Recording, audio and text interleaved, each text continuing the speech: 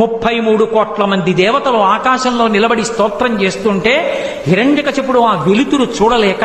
స్వామి చుట్టూ తిరిగి గదాదండంతో కొట్టడానికి ప్రయత్నిస్తుంటే దేవతలు విడిచిపెట్టకుండా సంహరించమంటే ఒక్కసారి పెద్ద గర్జన చేస్తూ గబగబా వెళ్ళి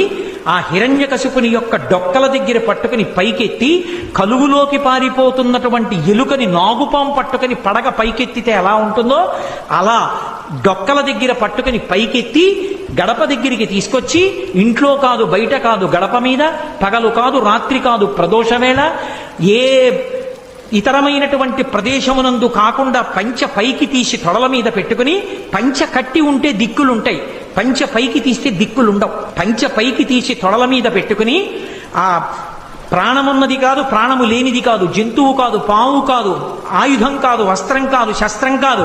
రాక్షసులు కాదు దేవతలు కాదు యక్షులు కాదు గంధర్వులు కాదు కిన్నెరులు కాదు కింపురుషులు కాదు నరుడు కాదు జంతువు కాదు, నరసింహమై ఆ గంగానది సుడిదిరిగినట్టుగా ఉన్నటువంటి ఆ నాభి కనపడుతుండగా విశాలమైనటువంటి వక్షస్థలంతో పెద్ద పెద్ద ఆ దంతములతో దంస్ట్రలతో దగ్గరగా చూస్తుంటే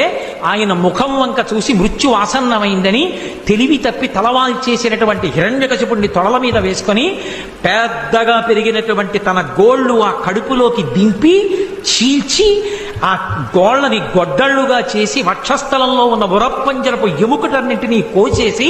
పటపట విరిచి ప్రేగులు తీసి మెళ్ళో వేసుకొని ధారలుగా కారుతున్న నెత్తురు దోషిళ్లతో పట్టి తాగి కేసరములన్నీ నెత్తుటితో తడిసిపోతే పంచా తాను నెత్తుటితో తడిసి అక్కడ ఉన్న రాక్షస గణములన్నిటినీ సంహారం చేసి పెద్ద శబ్దాన్ని చేస్తూ ఆ ప్రేగులు తీసి మెళ్ళో వేసుకుని గిరగిర తిప్పి డొల్లబడినటువంటి హిరణ్యకశిపుడి శరీరాన్ని విసిరేసి భయంకరాకృతితో నడుస్తుంటే బ్రహ్మాది దేవతలందరూ స్తోత్రం చేశారు.